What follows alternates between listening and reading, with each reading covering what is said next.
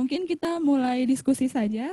Pertama saya ingin ke Prof. Laksono. Jadi ini terima kasih sekali kepada pembicara yang telah betul-betul menanggapi dari materi yang telah kita kirim.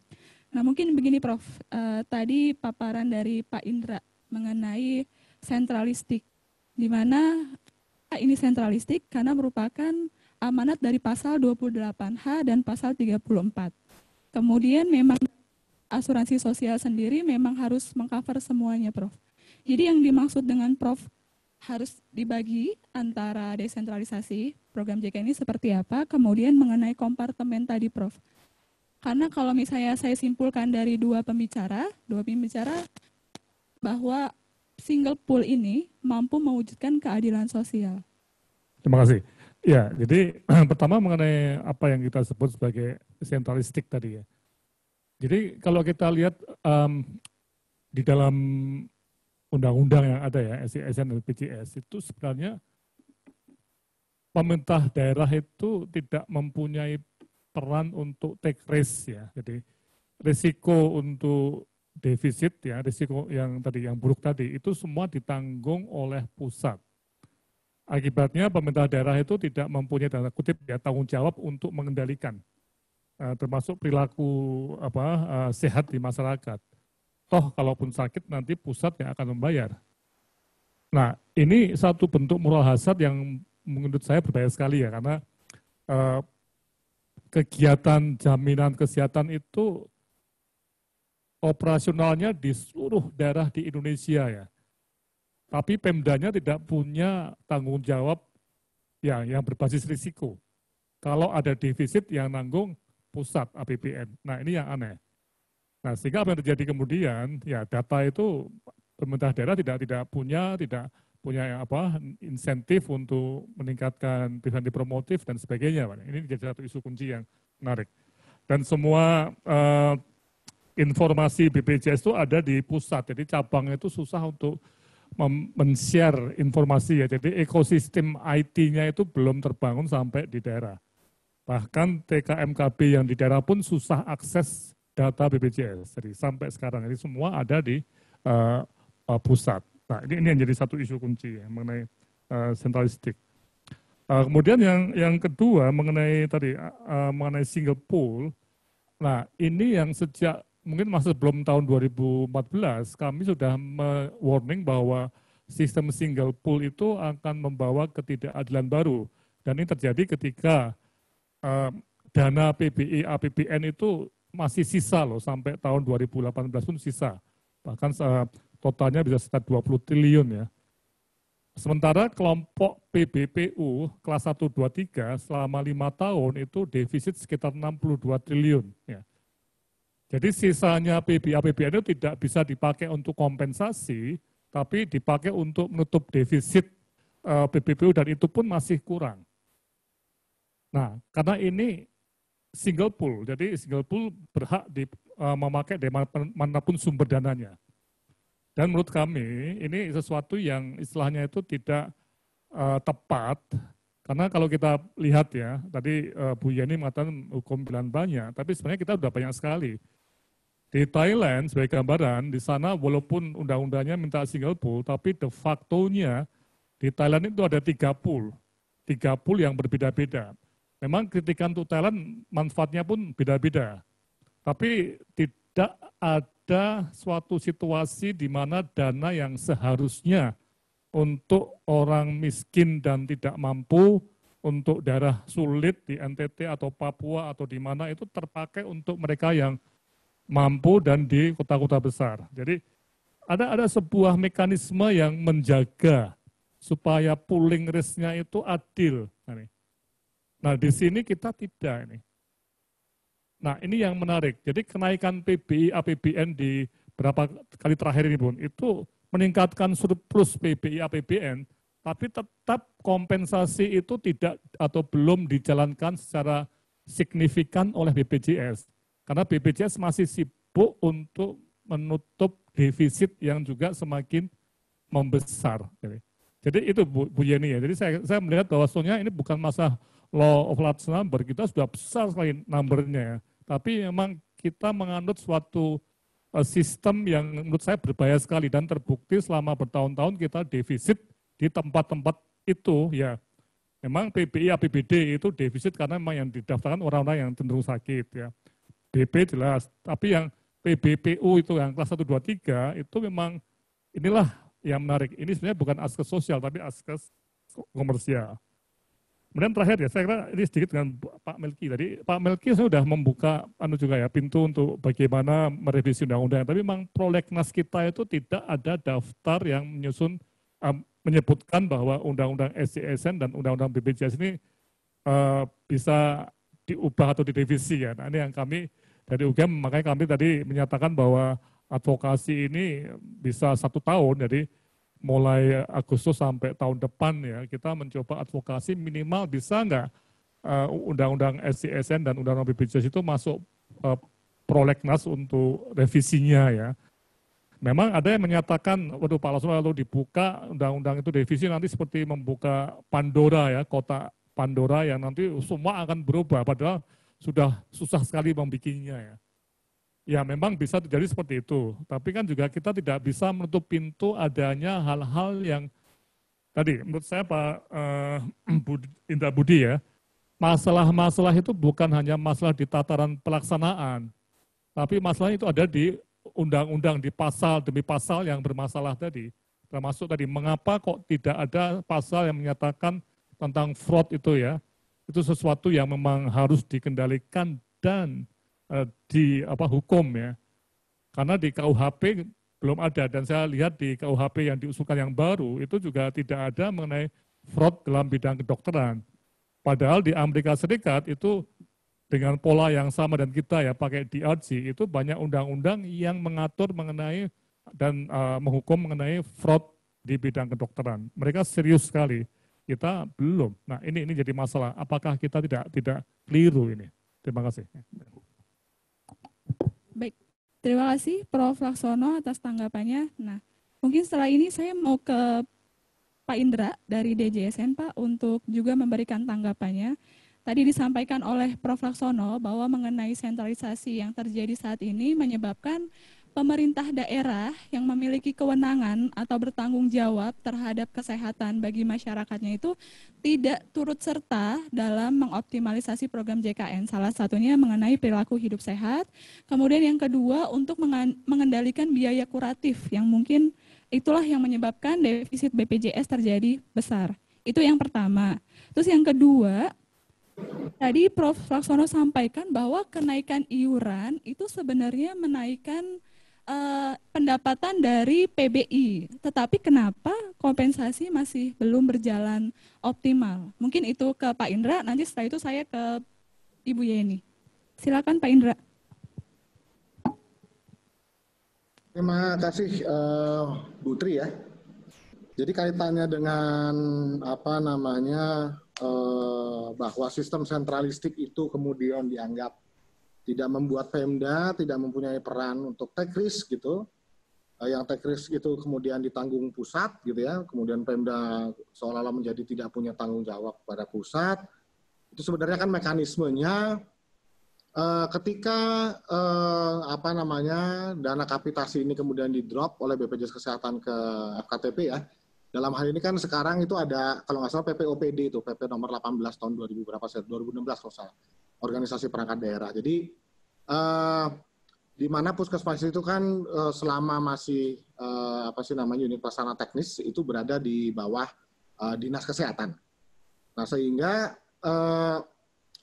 dengan sistem yang sekarang ini ya itu kemudian dana kapitasi tadi di drop kalau kemudian tidak bisa dikelola dalam konteks menurunkan angka klaim gitu ya itu kan kemudian masuk menjadi silpa tuh. Nah ini silpa juga sebenarnya persoalan tersendiri lah yang memang harus dibereskan gitu ya. Tapi dalam konteks bagi pemerintah daerah gitu memandangnya gitu ya, tentunya ketika kuratif ini yang jauh lebih dominan gitu, nah sisa lebih penggunaan anggaran ini tentunya tidak akan besar gitu dibandingkan misalnya ketika langkah promotif preventif ini didorong gitu. Nah, kalau langkah promotif preventif didorong, kuratifnya dia lebih rendah, Nah, itu otomatis dari kacamata Pemda, saya akan ngomong dari kacamata Pemda ya, bukan dari kacamata dari sisi jaminan sosial secara komprehensif. Dari kacamata Pemda tentunya kalau tidak melakukan langkah promotif dan preventif itu akan bisa merugikan Pemdanya. Di mana misalnya kuratifnya terlalu besar. Terus kemudian dari sisi secara nasional tentunya kita juga harus melihat secara nasional soal kesehatan ini, jadi tidak kemudian hanya menjadi tanggung jawab Pemda, meskipun dalam peraturan perundang-undangan baik Undang-Undang Pemda, Undang-Undang Nomor 23 tahun 2014 dan PP tentang pembagian kewenangan pusat dan daerah, urusan kesehatan memang menjadi urusan Pemda. Tapi perlu diingat bahwa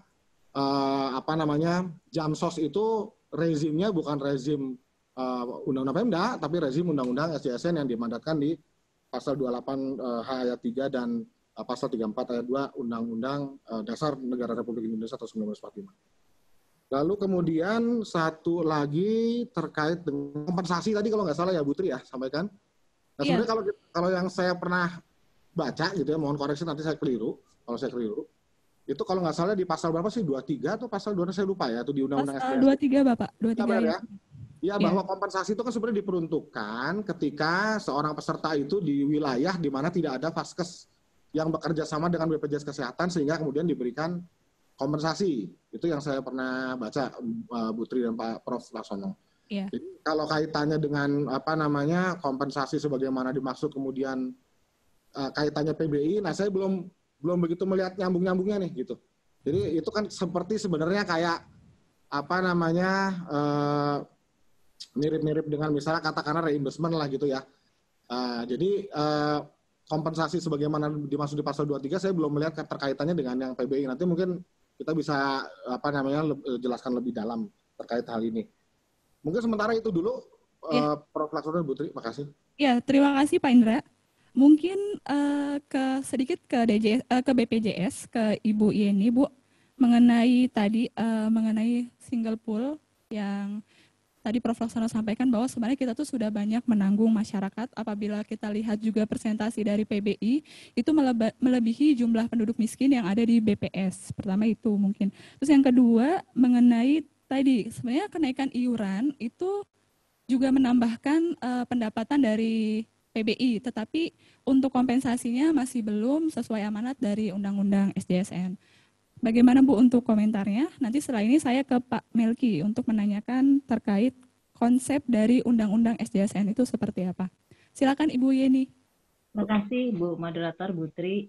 Jadi mungkin hampir mirip dengan Pak Indra ya, bahwa single pool ini memang kalau kita melihat, mungkin Pak Indra di DJSN yang lebih tahu angkanya, bahwa ada klaim rasio. Kami sebenarnya juga tidak pernah membuat klaim rasio itu per segmented, karena klaim rasio itu sudah di-pool di dalam satu segmen. Tapi sesungguhnya PBI sendiri terakhir itu dengan iuran yang lama itu sudah hampir lebih dari 80%. Artinya memang pemanfaatannya juga sudah cukup tinggi, gitu ya. Jadi kalau kita lihat di asuransi komersial, 20% itu adalah untuk operational cost ya. Jadi artinya sudah cukup. Nah, kembali lagi ke pricing atau ke perhitungan iuran, sesungguhnya menurut hemat saya itu adalah budget policy. Artinya di dalam PP tentang pengelolaan aset BPJS, di PP Alma kami 87 tahun 2013 di pasal 38 itu diamanatkan apabila terjadi defisit, atau bahasa di legalnya adalah apabila terjadi negatif dari dana jaminan sosial, ada 3 tindakan yang bisa dilakukan oleh pemerintah. Yang pertama adalah memang menaikkan iuran. Yang kedua adalah mengurangi manfaat, yang tentu saja ini sangat tidak populer ya. Kemudian yang ketiga adalah memberikan suntikan dana. Nah, pastinya pemerintah ini sudah mempertimbangkan 3 hal ini. Apakah manfaat harus dikurangi? Tentu saja tidak. Nah, mungkin ini sudah dipersiapkan dengan meredesain manfaat melalui kebutuhan dasar kesehatan dan kelas standar. Apakah itu nanti desain yang baru dan kelas standar ini bisa ikut mengendalikan atau membuat kesinambungan program ini, kita perlu perhitungan lebih lanjut. Tetapi untuk menaikkan iuran, nah policy-nya adalah apakah iuran ini lalu dinaikkan sesuai dengan perhitungan aktuaria. Nah, kenyataannya yang sekarang yang keluar dalam Perpres 64 itu untuk PBPU terutama kelas 1 dan kelas 2 itu belum sesuai dengan peraturan perhitungan aktuaria. Mungkin Pak Indra mengikuti. Itu sekitar kalau kelas 1 itu 268.000 dan tapi di Perpresnya hanya sekitar 150. Nah, inilah policy mungkin dari pemerintah yang mana memblended iuran sehingga nilai dari atau besaran iuran ini menjadi lebih bisa diterima bahwa PBI yang memang menjadi kewajiban pemerintah itu dinaikkan menjadi 42.000. Tapi sesungguhnya nanti fund ini, dana ini di-pooling akan menjadi cukup untuk dengan manfaat yang saat ini. Sehingga PBPU-nya hanya dinaikkan sekitar 150 untuk kelas 1 dan 100.000 di kelas 2 yang belum sesuai dengan perhitungan aktuaria. Atau sebenarnya pemerintah juga bisa dengan model yang lalu di mana JKN ini mari kita sama-sama perbaiki bahwa ini bukan defisit BPJS tapi defisit program JKN gitu ya. JKN ini defisit tapi pemerintah mengambil sikapnya adalah poin ketiga dari PP 87 yaitu memberikan suntikan dana. Tetapi di tahun 2019 ini pemerintah mengambil sikap lebih ke arah menaikkan iuran dan diperhitungkan memang sampai akhir tahun bisa mulai tidak terjadi defisit di 2020 ini. Jadi mungkin itu Bu Tri tanggapan dari kami. Terima kasih. Baik, terima kasih Bu Yeni sudah kami catat. Mungkin setelah ini saya coba menyapa Pak Melki. Apakah sudah tersambung dengan baik? Karena Pak Melki tadi masih musda di Sumba yang juga mengabarkan bahwa sinyalnya agak putus-putus. Pak Melki, apakah dapat tersambung dengan kami, Pak?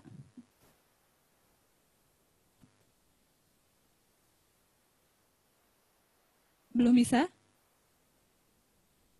Oke, jadi baik, karena Pak Melki masih di perjalanan dan juga sinyalnya tidak terdengar dengan jelas, mungkin saya ke Prof. Laksono dan mungkin habis ini saya akan buka sesi pertanyaan buat Bapak Ibu peserta. Yang mengikuti webinar kali ini yang ingin bertanya bisa mengklik raise hand atau fitur chatnya juga tersedia untuk menuliskan pertanyaan ataupun tanggapan dari forum ini dan juga diskusi yang sudah berlangsung.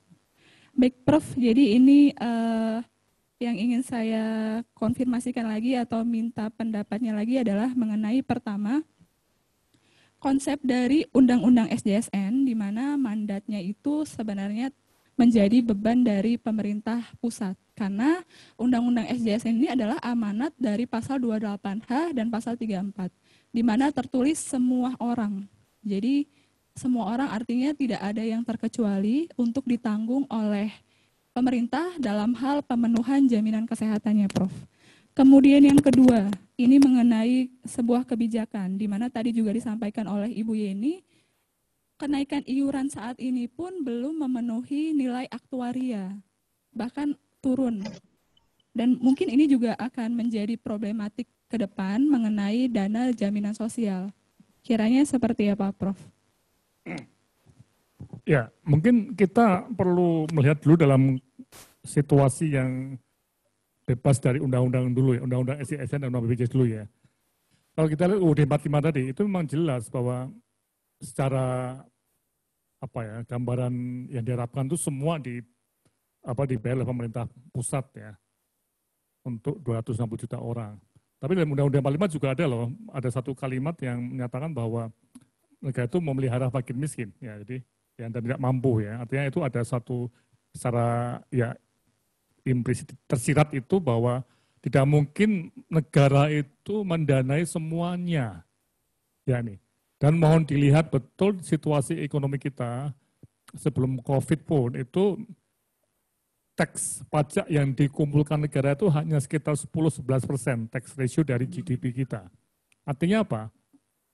Negara kita itu nggak punya uang banyak, APBN kita nggak punya uang banyak. Ya, yang ada itu dari di masyarakat malahan. Dibandingkan dengan di Skandinavia dan di negara-negara Eropa Barat, di sana itu tax ratio bisa sampai 30%, 27%, 30% ya, yang sangat tinggi, dengan GDP yang sangat tinggi juga. Jadi negara mempunyai dana untuk membayar semuanya dari yang kaya sampai yang miskin seperti di Inggris, di Swedia itu gratis ya. Dan di sana orang bayar pajak itu banyak sekali. Di sini yang bayar pajak pendapatan perorangan itu sedikit sekali. Nah, konteks ini yang lupa diperhitungkan ketika membuat pooling tadi. Ketika pooling tadi masukkan jadi satu, ya akibatnya terjadi apa? Yang akses paling mudah ke vaskes yang mahal dan kutip ya itu tentunya mereka yang punya uang dan itu adalah di kelompok yang PBPU ya dan PPU bukan PBI APBN. Nah akibatnya apa? Dana-dana sedot ke sana. Nah itu yang menjadi satu hal yang menarik ya. Nah apakah kita itu nantinya akan membahas tadi ke depannya, tapi bukan sekarang ya, pasal demi pasal itu secara lebih ideologis masuk ke undang-undang, masuk ke sistem pajak dan sebagainya. Nah ini yang menarik. Jadi saya sebagai seorang akademisi akan mencoba masuk ke sana untuk melihat pasal demi pasal. Apakah tadi yang katakan Bu Yeni ya, dengan menaikkan, Pak Melki mau bicara dulu. Ya, Oke, ya. Baik, Silakan, dari panitia disampaikan bahwa Pak Melki sudah tersambung. Selamat sore Pak Melki. Selamat sore. Iya Pak, jadi diskusi kita yang sudah berlangsung adalah mengenai tadi prolegnas apakah nanti bisa untuk undang SJSN dan undang-undang BPJS. Kemudian yang kedua mengenai prinsip atau amanat dari undang-undang SJSN ini apakah memang ini menjadi tanggung jawab satu-satunya oleh pemerintah pusat dalam hal memberikan jaminan kesehatan. Dan mengenai selanjutnya konteks dari APBN yang lemah untuk menanggung seluruh penduduk baik itu yang miskin maupun yang mampu dalam kayak ini. Pandangan Pak Melki seperti apa Pak? Ya, Prof Laksono minta maaf Prof, ini sinyalnya putus sambung jadi pas nyambung saya masuk dulu nih Prof. Ya, pertama saya mau masuk dulu yang terkait dengan kemungkinan undang-undang ini bisa dibahas oleh DPR RI. Ada mekanisme pembahasan undang-undang itu adalah selain memang dia masuk prolegnas, dia bisa dimasukkan menjadi juga undang-undang yang kita bahas, walaupun tidak masuk prolegnas, kalau ada usulan dari pemerintah, memakai usulan pemerintah, atau usulan DPR RI. Nah, tinggal nanti disepakati saja, kalau DPR RI atau pemerintah sudah sepakat akan membahas ini, salah satu dari kami itu bisa mengambil hak inisiatifnya untuk mengusulkan pembahasan ini. Jadi undang-undang ini walaupun tidak masuk prolegnas, masih ada pintu untuk masuk kalau memang kita pakai mekanisme ini. Sehingga nanti semua diskusi kita ini, itu tetap bisa nanti masuk dalam revisi undang-undang SJSN jikalau mekanisme ini yang kita tempuh ya. Nah, kedua tentu terkait dengan tadi saya tertarik soal aspek pembiayaan, Mbak tadi. Memang di samping dana yang digunakan oleh negara ini, baik itu melalui APBN atau APBD, sebenarnya juga pihak swasta juga bisa diminta turut serta dalam membantu pembiayaan sektor JKN ini ya, Jaminan Kesehatan Nasional ini. Misalnya kita bicara soal cukai rokok. Hal itu diatur tapi kita masih belum optimal untuk menggunakan itu. Kalau orang bisa dikasih ruang untuk merokok, kan mestinya kan pabriknya itu juga dipungut juga untuk urusan membiayai program kesehatan dalam hal JKN. Termasuk juga sekarang ini lagi mengemuka itu terkait dengan makanan minuman yang pemanisnya itu tinggi. Itu kan dia kan membuat juga banyak penyakit-penyakit yang bisa menyebabkan penyakit yang juga harus dibiayain dengan sangat mahal melalui JKN ini. Nah, mereka juga harusnya juga menyertakan juga ada dana yang diberikan pada pemerintah untuk membantu pembiayaan dalam JKN ini. Dan termasuk tadi yang saya kira menarik adalah apakah kita mau fokus aja agar BPJS ini, BPJS Kesehatan ini itu cuma fokus kepada segmen tertentu. Memang diskusi ini pernah kami lakukan bersama pimpinan DPR RI Pak Sufmi Dasko Ahmad. Kalau dilihat pada saat sidang paripurna terakhir kan ada pimpinan Komisi 9 Pak Ansori kan protes soal menyangkut Perpres kan.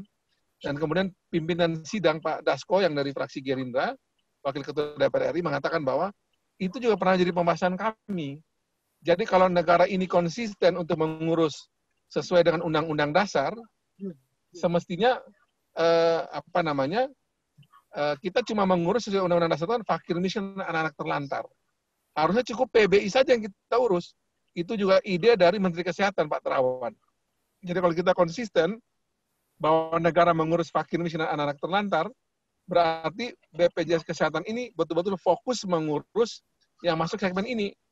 Masuk segmen fakir miskin anak-anak terlantar yang itu ada dalam Undang-Undang Dasar. Nah, kalau di sosial itu kan kita punya PKH, kita punya bantuan pangan non tunai dan sebagainya. Nah, untuk kesehatan ini yang segmen ini yang kita urus sungguh. Nah, itu memang ada dalam yang kategori kita bilang dengan PBI ya, penerima bantuan iuran. Sehingga nanti selain itu kalau misalnya nanti dari TNI Polri dan kemudian dari ASN dan seterusnya itu tentu kalau masuk nanti di BPJS Kesehatan itu diatur dengan formulasi tersendiri. Dan ini juga sebenarnya bisa membuka ruang bagi pihak asuransi swasta juga bisa juga bertumbuh. Jadi betul-betul negara fokus ke fakir miskin anak terlantar, TNI, Polri, ASN, dan tentu buat mereka juga yang masih kategori mandiri yang memang betul-betul mau ikut itu tentu dengan skema yang yang memang sudah diatur, tidak dengan seperti sekarang. Kita selalu membutuhkan antara pesertaan dari sektor mandiri, PBPU dan BPU itu dengan peran negara dalam konteks untuk memastikan jaminan sosial atau jaminan kesehatan bagi warganya. Dan terakhir tadi saya kira saya setuju ya bahwa ke depan ini kita butuh yang namanya kelas standar.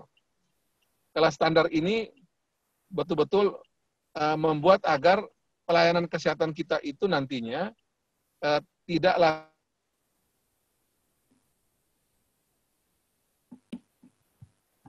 Pak Melki, suaranya terputus, Pak. Mohon maaf. Halo? Pak Melki, mohon maaf, suaranya belum dapat kami dengar, Pak. Ya, sepertinya karena Pak Melki di jalan, jadi terputus. Sudah bisa unmute. Oke, Pak Melki mau meneruskan atau? Ya, ke depan saya kira sesuai dengan perkembangan kita ingin ada aspek pemerataan tadi. Kalau aspek pemerataan wilayah, saya setuju dengan Prof. Laksono yang saya cermati betul. Kami pernah membahas juga sama beliau. Itu memang keprihatinan kita soal keadilan sosial bagi seluruh rakyat Indonesia itu kan harus betul-betul tercermin dalam pelayanan yang adil, akses juga yang baik bagi seluruh rakyat di berbagai daerah Indonesia. Di Jawa, di Papua, di Aceh, di Rote, saya kenal lagi di Sumba, misalnya di Sumba, dan di mana saja itu harus punya akses yang sama terhadap pelayanan kesehatan, standarisasi juga baik tenaga maupun juga alat juga kita buat yang sama-sama baiknya di seluruh tanah air, dan pada saat yang sama juga itu juga ada kelas standar yang sama juga untuk orang bisa mendapatkan pelayanan kesehatan juga yang baik untuk bisa mereka dapatkan ketika mereka berobat. Jadi mungkin itu dari kami, Prof. Laksono dan Bapak Ibu sekalian. Saya sekali lagi minta maaf karena sinyal putus sambung ini. Jadi saya juga lagi bergerak dari Sumba Tengah ke Sumba Barat. Jadi mohon maaf, kadang-kadang sambung saya ngobrol dan kadang-kadang putus, mohon dimaklumi. Gitu. Terima kasih Prof. Laksono dan teman-teman seluruhnya di UGM dan di mana saja. Terima kasih. Selamat. Ya. Baik, terima kasih Pak Melki yang meskipun dalam perjalanan tapi juga turut serta untuk memberikan gagasannya mengenai pemerataan pelayanan JKN. Mungkin selanjutnya saya serahkan saya ke Prof. Laksono dulu, Prof, sebelum kita nanti ke peserta. Jadi tadi poin dari terakhir dari Pak Melki adalah mengenai pemerataan pelayanan JKN yang adil. Di mana Prof kita ketahui sekarang bahwa bukan hanya sekarang saja ya, tapi dari dulu sampai saat ini itu pemerataan atau ketimpangan itu masih terjadi. Nah, dalam hal ini gagasan seperti apa atau konkretnya seperti apa sih Prof agar pemerataan pelayanan khususnya dalam program JKN itu bisa terwujud? Kalau misalnya dalam bentuk kompensasi yang seperti apa? Karena kalau misalnya kan telaah itu dari Undang-Undang SJSN turun ke Perpres, turun ke Permenkes, itu isinya sama Prof. Yaitu dengan diberikan biaya reimburse dari fasilitas kesehatan atau pengiriman tenaga kesehatan atau pengiriman alat kesehatan. Nah, konkretnya seperti apa, Prof, untuk menghadapi atau menanggulangi pemerataan pelayanan JKN ini? Ya, Tapi sebelum sampai ke sana mungkin tadi sedikit saya menyelesaikan nomor tadi ya, yang tadi kita potong tadi. Ya, jadi memang kalau kita lihat apalagi pada single pool tadi, itu memang ini yang jadi risiko tinggi ketika single pool, di mana membuat kemungkinan dana yang tadi yang Pak Melki juga katakan ya harusnya untuk mereka yang fakir miskin itu terpindahkan atau tersalurkan masuk ke orang-orang yang seharusnya mampu ya membayar nih. Dan orang yang mampu pun mereka juga orang-orang yang pandai, smart ya. Kalau bisa gratis atau murah, kenapa harus bayar mahal? Jadi ini yang menarik ya. Jadi kembali pada tadi Bu Jenny mungkin bisa ditengok lagi kenaikan tarif PBI APBN itu tinggi sekali ya. Jadi 41.000 itu besar sekali. Jadi kita proyeksikan itu bisa surplusnya lebih dari 10-15 triliun Bu untuk PBI APBN yang itu nanti akan dipakai untuk membayarin defisit yang di kelompok PBPU. Nah ini indikator equity kami di situ Bu. Bukan menggunakan data Susenas atau menggunakan model lainnya atau kurva-kurva lainnya yang itu agregat Indonesia ya. Kami melihat di situ. Makanya memang barangkali Bu Yeni bisa melihat ada perbedaan definisi mengenai equity antara penelitian yang Bu Yeni sampaikan dengan kami. Itu memang biasa Bu, ada perbedaan seperti itu. Itu memang mazhabnya. Oke, itu saya. Kemudian yang tadi kita masuk ke pemerataan tadi ya. Ya, jadi kembali sama dengan isu tadi ya, kompensasi itu memang di undang-undang sampai di peraturannya pelaksanaan itu semua sama.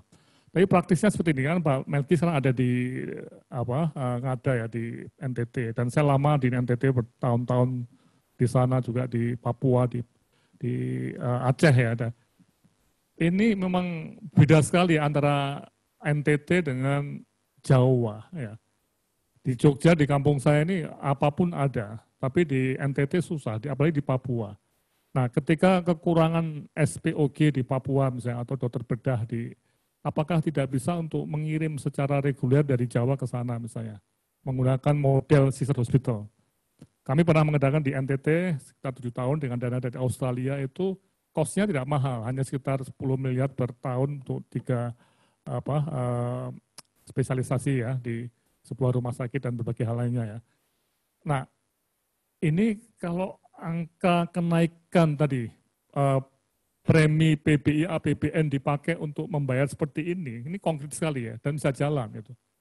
Itu akan terbantu, tapi saya yakin BPJS sekarang juga masih masalah dengan defisit. Kecuali di pandemi COVID ini. Saya dengar di pandemi COVID ini semua pasien turun ya, sehingga BPJS mungkin juga tidak begitu defisit pada saat-saat pasien non-COVID itu turun ya. Ya. Tapi ketika nanti balik lagi saya yakin ada masalah lagi nih, karena masyarakat yang menggunakan teknologi canggih akan semakin banyak. Nah, ini yang menarik ya. Jadi kalau ini tidak dikendalikan defisit di segmen tadi, memang saya dengan Bu Yeni mungkin beda pendapat juga ya tentang penggunaan segmen ya. Kami di UGM sejak sebelum Undang-Undang SOBPJS dilaksanakan di 2014, sudah mengusulkan bahwa penghitungan klaim itu harus per segmen. Kalau enggak, kita enggak tahu di mana bleeding place-nya ya. Kita tuh berdarah di mana. Kalau kita enggak tahu bleeding place, kita enggak akan ada solusi. Dan itu terjadi selama 5 tahun awal. Kita semua menolak menggunakan klaim rasio berbasis segmentasi. Baru kemudian KMQ juga memberikan data mengenai klaim rasio berbasis segmen tadi. Kita shock betul loh, seluruh bangsa yang tahu data ini shock ketika ternyata klaim rasio di segmen PBPU itu yang kelas 1 itu bisa sampai hampir 300%. Ya, artinya BPJS terima 1 juta, BPJS harus bayar 3 juta. Nah, ini artinya apa? Subsidi pada mereka yang mampu. Nah, mungkin mereka sakit, tapi apakah mereka itu tidak mampu? Nah, ini pertanyaan. Kalau mereka tidak mampu, mengapa tidak masuk ke PBI yang sudah 92 juta? Sehingga tadi pernyataan Pak Melki menarik untuk kita pakai. Jangan-jangan memang kita itu perlu mengurangi misi BPJS. BPJS fokus pada kelompok masyarakat ya tadi yang perlu ditangani negara. Sementara yang tidak perlu, yang punya uang sendiri silahkan pilih. Sehingga ekonomi ilmu kedokteran atau kesehatan itu di level-level tertentu juga jalan, tidak harus pergi ke Singapura atau ke tempat-tempat lain. Jadi ini satu pemikiran yang tadi saya katakan di luar undang-undang yang ada. Karena kalau kita semua mengatakan, wah kalau seperti itu kita melanggar undang-undang, berarti kita ya terperangkap oleh undang-undang yang mungkin bermasalah. Itu problemnya. Ya. Ya. Terima kasih Prof. Laksono. Nah, sekarang saya akan membacakan pertanyaan terpilih karena memang waktu kita terbatas. Jadi ada pertanyaan melalui chat, ada juga pertanyaan melalui YouTube. Nah, mungkin yang akan saya bacakan dari YouTube dulu, dari Pak Sarmedi Purba, di mana pertanyaan ini diberikan kepada BPJS Kesehatan sebagai berikut. Apakah ada update PBI secara berkala akibat perubahan income penduduk yang lebih baik atau jatuh miskin akibat pandemi COVID-19? Itu yang pertama. Terus dari Pak Arief Suryono menanyakan, kepada BPJS saat mengalami defisit, apa saja yang sudah dilakukan oleh BPJS Kesehatan. Mungkin sampai di situ dulu, saya langsung ke Ibu Yeni, Bu, untuk dapat menanggapi pertanyaan dari peserta webinar. Silakan Ibu. Baik, terima kasih Bu Tri, Bu Moderator. Jadi untuk PBI, sebenarnya ini adanya kewenangan di Kementerian Sosial, ya sesuai dengan PP 101 Junto 76. Di situ kewenangannya di Kementerian Sosial. Kementerian Sosial lah nanti yang akan melakukan verifikasi dan validasi penduduk yang miskin, fakir miskin dan tidak mampu. Kriterianya pun nanti dari Kemensos yang akan menetapkan.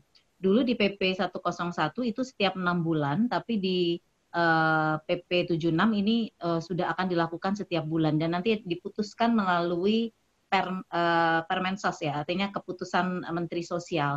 Nantinya data ini diserahkan ke Kementerian Kesehatan dan dana untuk iuran PBI-nya ada di sebagai pemegang anggarannya, kuasa anggarannya ada di Kementerian Kesehatan. Jadi kami nantinya diserahkan dari Kementerian Sosial melalui Kementerian Kesehatan nanti kepada kami data dan termasuk pembayaran iurannya.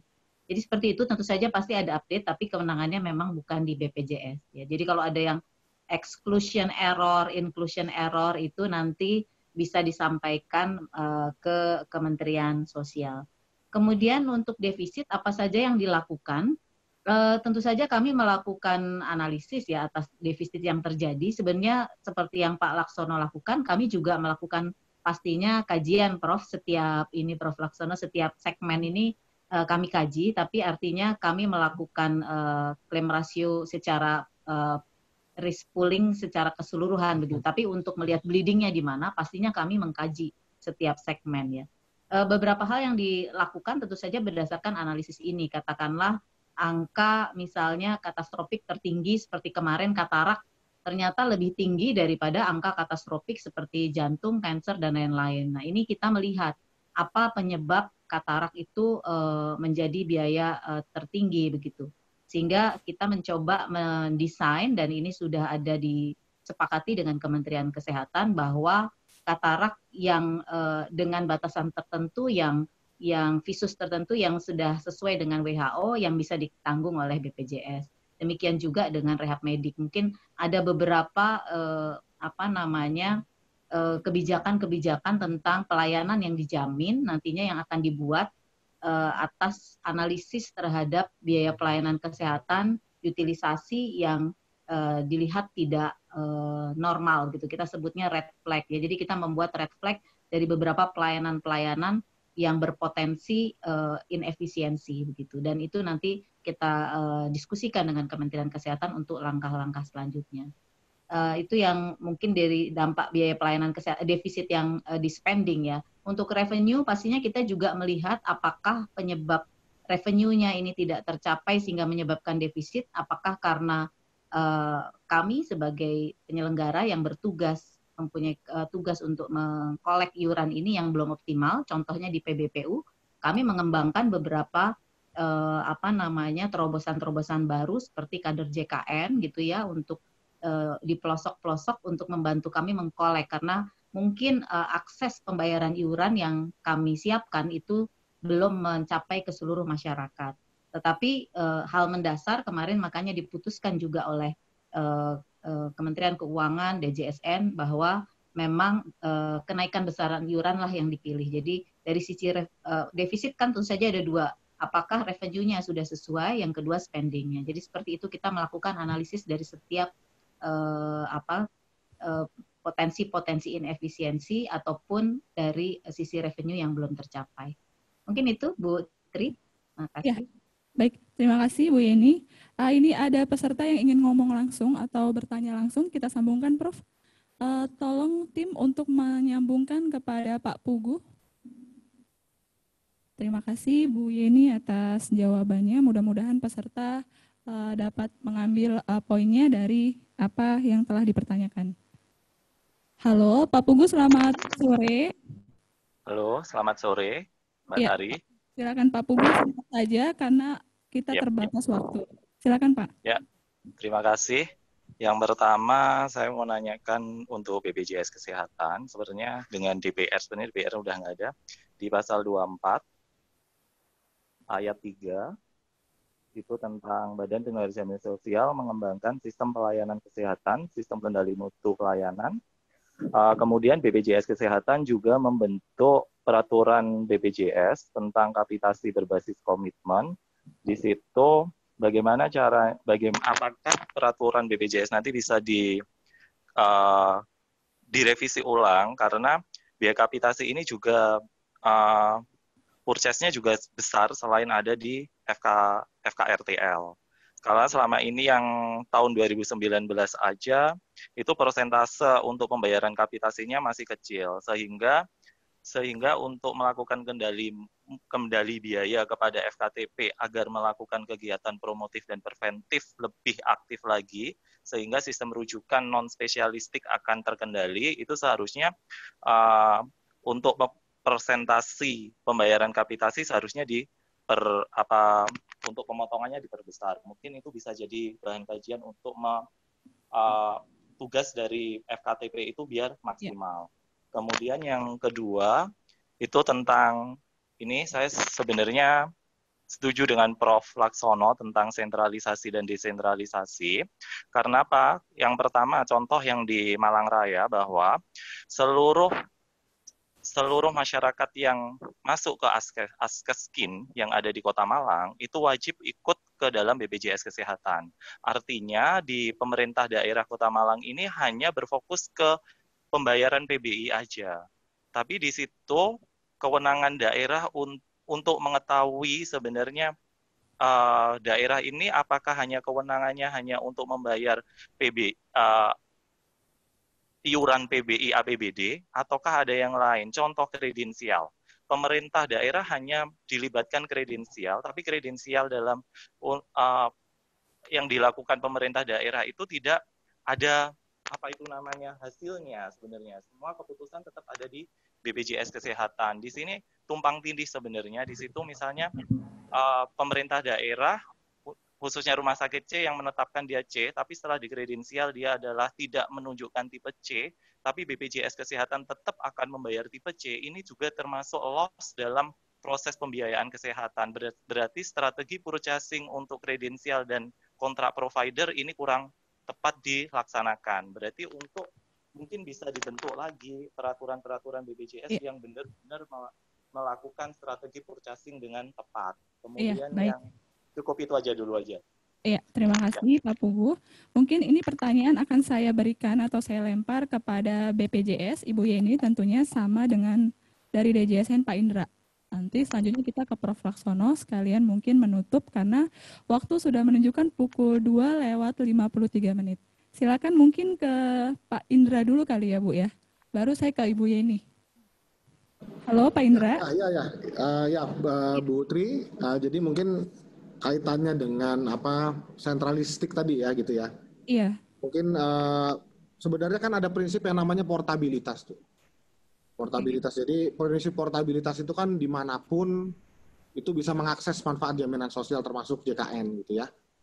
Nah kalau kemudian sistemnya masih jam kesedah kayak dulu gitu, ini kemudian orang yang ada di katakanlah saya sebagai warga DKI gitu ya, saya ikut jam kesedah DKI, kemudian saya sakit di daerah lain. Nah tentunya ini prinsip portability ini nggak jalan tuh.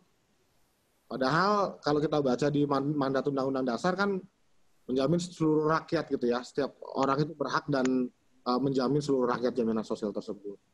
Nah, oleh karenanya kemudian menurut hemat saya sistem sentralistik ini memang sesuai dengan mandat undang-undang tadi itu memang juga masih dipandang relevan ketimbang sistem yang kemudian berdasarkan desentralisasi tadi karena mandatnya mandat negara jadi bukan mandat Pemda.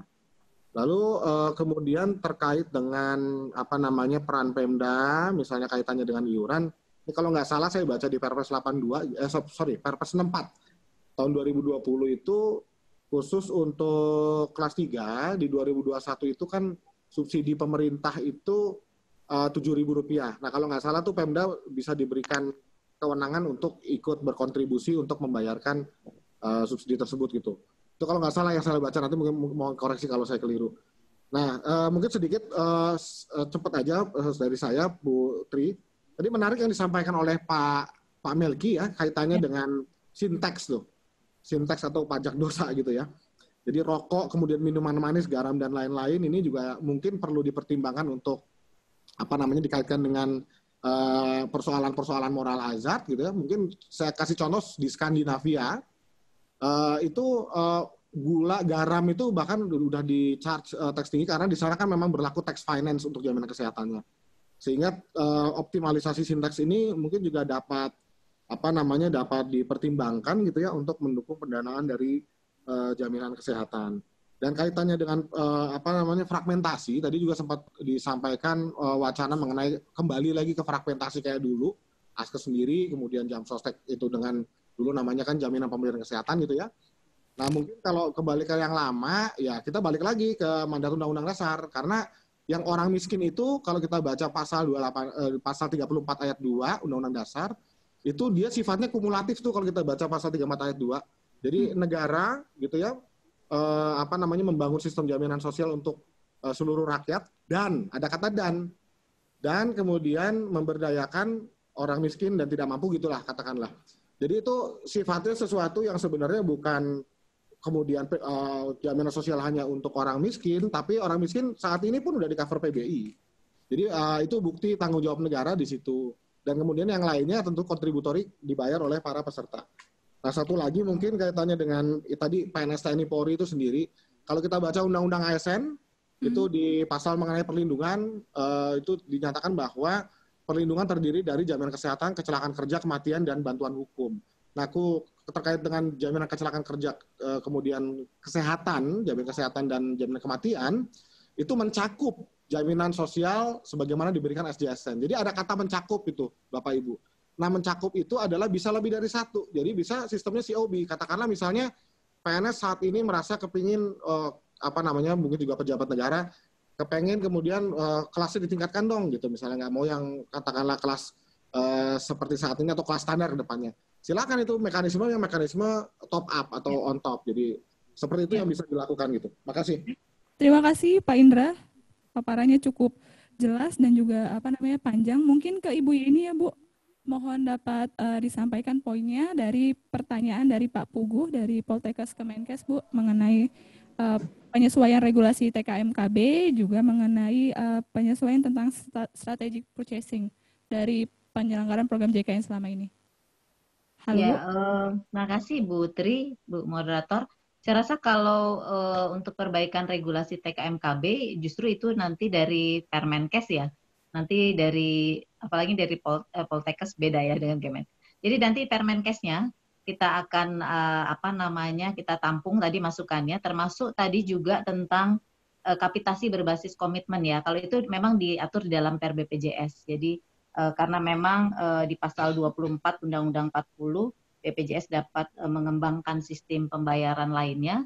Ini dikembangkan sistem kapitasi berbasis komitmen pelayanan, di mana nanti ada indikator-indikator yang harus dipenuhi oleh FKTP untuk mendapatkan kapitasinya sesuai dengan yang disepakati begitu. Jadi nanti angka-angkanya dan ini sudah dibahas dengan kementerian lembaga terkait. Artinya Kemenkes juga ikut berserta juga dengan asosiasi profesi di FKTP. Kalau memang nanti ada masukan, tadi kalau tidak salah harus FKTP-nya Bu Tri mungkin nyatet ya. Tadi intinya kami tampung, nanti saya dengar rekamannya ada beberapa masukan indikator yang agar diperhitungkan di dalam KBK tersebut. Nah, ini memang harus didiskusikan lebih lanjut ya dengan Asosiasi Vaskes juga. Tidak bisa kami BPJS sendiri menetapkan indikator tersebut. Iya, betul. Ini itu Bu, terima kasih. Baik, terima kasih Ibu Yeni. Nah, terakhir mungkin saya ke Prof. Laksono, Prof, untuk menanggapi pertanyaan juga tadi apa yang telah disampaikan dari DJSN juga BPJS.